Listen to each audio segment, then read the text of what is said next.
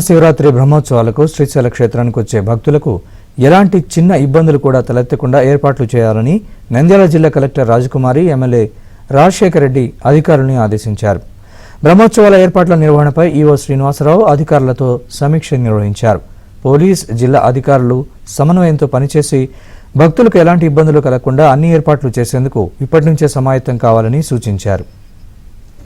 మనకు వచ్చే ల్యాక్స్లో వస్తారు కాబట్టి అన్ని సపోర్ట్స్ మనకు కూడా ఉన్నాయి. బ్రహ్మాండంగా అరేంజ్ చేసుకుందాం.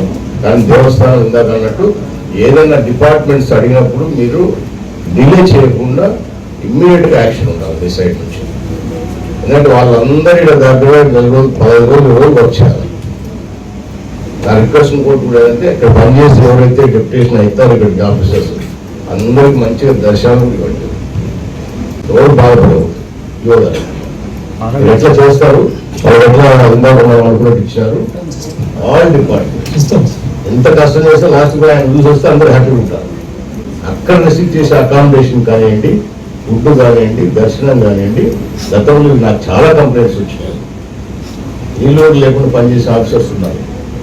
సో అవన్నీ మన దేవస్థానం తరఫు నుంచి ఎట్టి బస్సులో రాకూడదు.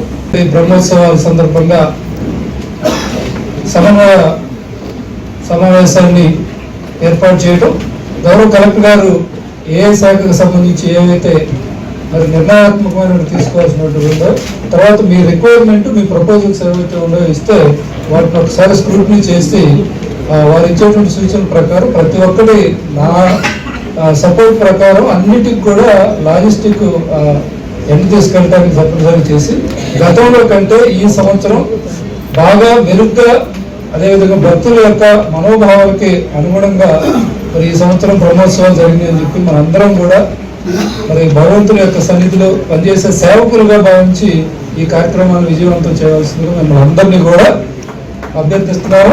ఓం నమః శివాయ. శ్రీమాత్రే.